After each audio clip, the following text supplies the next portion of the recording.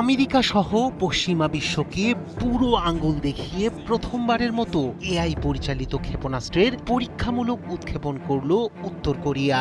আর সেই ঘোষণার পরই নতুন করে উদ্বেগ ছড়িয়ে পড়েছে আন্তর্জাতিক অঙ্গনে। কৃত্রিম বুদ্ধিমত্তা নিয়ন্ত্রিত এই অস্ত্র শুধু লক্ষ্য শনাক্তই নয়, চলমান টার্গেটেও নিখুঁতভাবে আঘাত হানতে সক্ষম বলে দাবি পিয়ংইয়ং এর। কিম জং উনের তত্ত্বাবধানে পরিচালিত এই পরীক্ষা উত্তর কোরিয়ার সামরিক কৌশলে নতুন মাত্রা যোগ করেছে বলেই মনে করছেন বিশ্লেষকরা। কারণ যুদ্ধক্ষেত্রে মানুষের বদলে যখন সিদ্ধান্ত নেবে এআই, তখন সংঘাত কতটা ভয়ঙ্কর হতে পারে সেই আশঙ্কাই এখন সবচেয়ে বড় প্রশ্ন।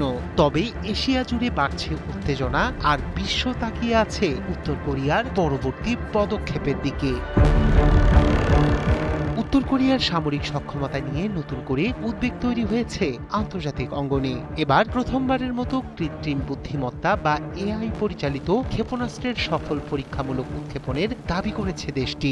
মঙ্গলবার পরিচালিত এই উৎক্ষেপণ কর্মসূচিতে ব্যবহার করা হয় ট্যাকটিক্যাল ব্যালিস্টিক ক্ষেপণাস্ত্র, আর্টিলারি রকেট এবং এআই নিয়ন্ত্রিত প্রিসিশন ক্রুজ ক্ষেপণাস্ত্র। উত্তর কোরিয়ার দাবি, এসব অস্ত্র আধুনিক যুদ্ধক্ষেত্রে দ্রুত সিদ্ধান্ত গ্রহণ, লক্ষ্য শনাক্তকরণ এবং নিখুঁত আঘাত আনতে সক্ষম। কেসিএনএ জানিয়েছে, স্পেশাল মিশন ওয়ারহেড প্রকল্পের আওতায় তৈরি এসব ক্ষেপণাস্ত্রের প্রধান উদ্দেশ্য ছিল স্বয়ংক্রিয় নিয়ন্ত্রণ ব্যবস্থা, নেভিগেশন প্রযুক্তি এবং লক্ষ্যবস্তুতে আঘাতের নির্ভুলতা যাচাই করা। বিশেষ করে এআই চালিত ক্রুজ ক্ষেপণাস্ত্রগুলোকে অত্যাধুনিক যুদ্ধ প্রযুক্তির অংশ হিসেবে তুলে ধরা হয়েছে।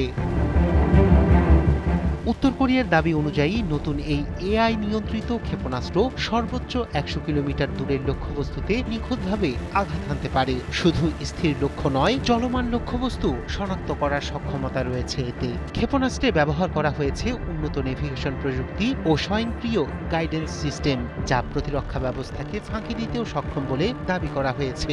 নতুন প্রযুক্তি নির্ভর এসব অস্ত্র উত্তর কোরিয়ার সামরিক শক্তিকে আরও কার্যকর ও আধুনিক করে তুলবে দাবি করে কিম জং উন বলেন, ভবিষ্যতে এসব এআই নিয়ন্ত্রিত অস্ত্র দক্ষিণ কোরিয়ার সীমান্তবর্তী আর্টিলারি ইউনিটে মোতায়েন করার পরিকল্পনা রয়েছে। আর এতেই নতুন করে উদ্বেগ তৈরি হয়েছে কোরীয় দ্বীপ জুড়ে। বিশ্লেষকদের মতে, উত্তর কোরিয়ার এই পদক্ষেপ দক্ষিণ কোরিয়া, জাপান এবং যুক্তরাষ্ট্রের সঙ্গে চলমান উত্তেজনাকে আরও বাড়িয়ে তুলতে পারে।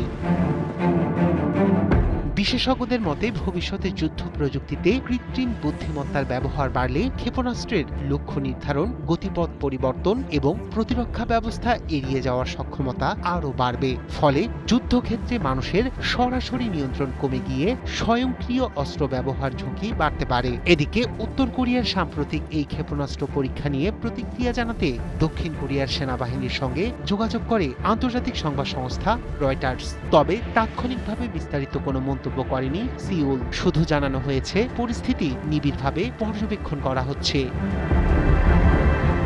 রায়হান কবির, শুভ্র, ৭১।